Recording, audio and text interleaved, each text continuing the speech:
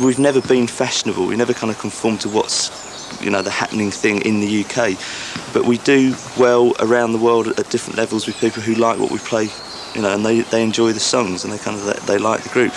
So I'd forgotten that, and actually playing in America and starting playing around Europe has brought that back to me again. I'm much more comfortable with what we're doing. I mean, there've been moments on this tour when you get on the bus and you think you're going to drive somewhere and you're going to play a concert and that's your job, and it's like, I know, and it's just that feeling. I just wanted to encapsulate that feeling of like that I'm doing something that is exactly what I wanted to do when I was young.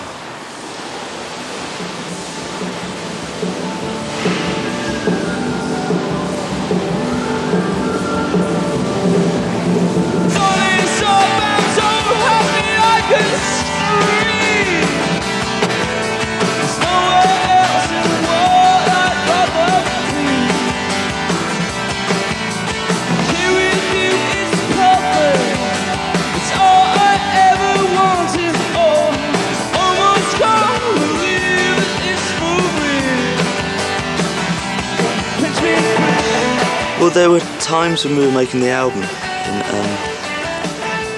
a beautiful house, if only, that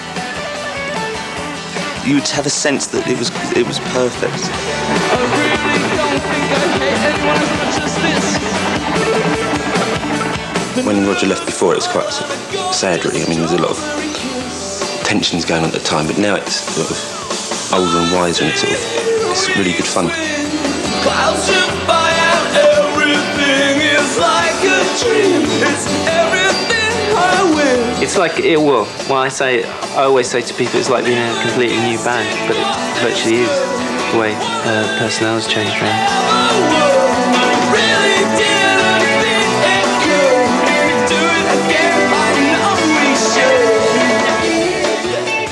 It is a different atmosphere, and also with Jason being in it, it's sort of a different component to make it. It's still funny, but it's funny in a different way. I think that almost the perception of the Cure is kind of that they're very sombre, sort of. But there's a lot of quite good jokes, generally good jokes. Sometimes not so good.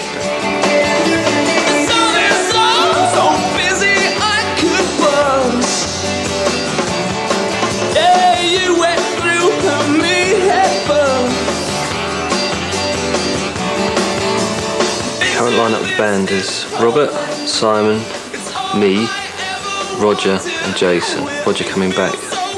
Roger O'Donnell on keyboards, Jason Cooper on drums, Robert on vocals and guitar, and Perry on guitar, and me on bass.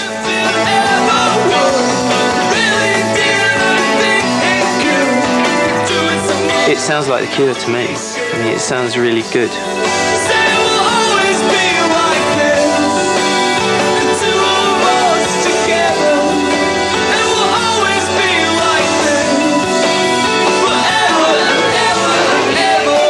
With regards to keyboards, it was right because we knew who we wanted. It was just whether Roger wanted to come back, but sort of finding a new drummer was untapped territory. It was a bit, took quite a while, but we found Jason, which is good. I don't know if he knows that he's in the group. I don't know if he knows who he is actually. Well, there was an advert in a paper called Melody Maker, and it was, I think the ad said, very famous band needs drummer, no metalhead. So I answered that, and that was it. Strange attraction spreads its wings. There is but the smallest thing. You never know how anything will change. Strange attraction spreads its wings. Alters but the smallest things. You never know how anything will fade. It's funny because when we were doing Wild Mood Swings, I enjoyed it, but there were parts of the process that I found very frustrating because you kind of focus down on the minutiae of what you're doing, and you can go insane in a different way. You know, like you get really paranoid about, is that note, you know, should it be like a half beat or a quarter beat? And then you're thinking, who really cares?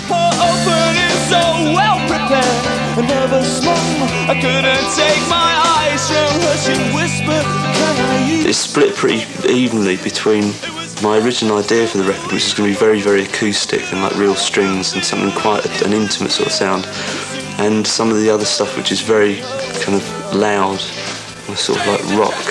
And there's this third element that's crept in of very kind of quirky, sort of strange songs, which like every fifth song tends to be.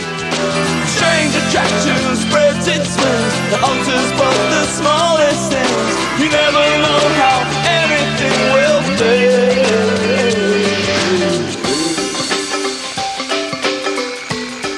They are all really different. I mean, that's why the album's called Wild Mood Swings, because it does kind of like jump wildly. And Bear's pretty intense, but there are observations in that song on various relationships that I've seen disintegrate over the last kind of 5 years. And it was only when I started writing the song that I realised how much it had affected me. Got something left to say. Better say it now. Anything will stay. Just say it now. You know the greasy end. Just don't know how. Oh, at least we'll still be friends. One less useless vow. One less useless vow. I think it's because there's an emotional content that does resonate with people that they can kind of understand. And I try and keep it very simple as well.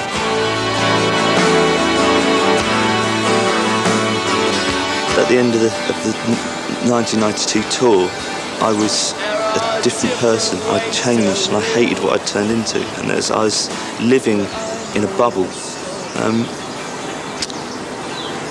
And I've approached this, I mean, I've discarded a lot of the elements of what I didn't like about touring on this tour.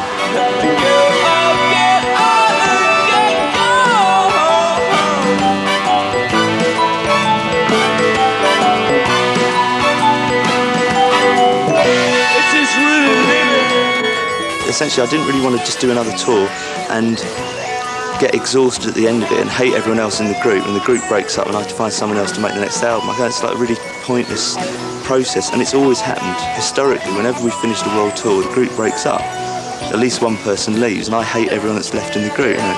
And then it takes about a year for me to start talking to them all.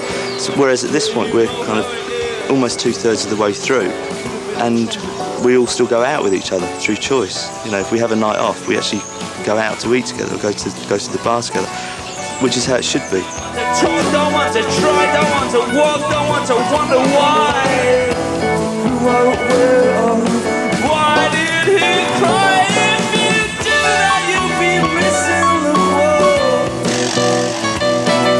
It doesn't stop till you want whatever you want. You do that and you're missing the world. You have to get out and get gone. Yeah, get out and get it on.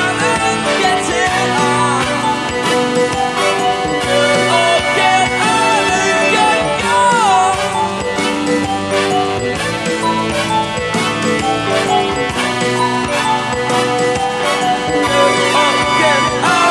get gone. Get out and get gone. Have to get out and get this is really We'll probably do the 13th tonight because it was a hit in Italy for some reason, and we haven't done it yet in Italy. And after the last two shows, we've had people kind of like handing us tear-stained letters. Why didn't you play the 13th? Right, imagine that I'm talking Italian. This is a song that we haven't done, and because you like this one, apparently. It's called the 13th. People appreciate if you're trying to do something and it goes wrong, at least you've tried to do something for them that's different. So, I mean, we've got about 110 songs now that we can play. So doing 3 hours is only really about 30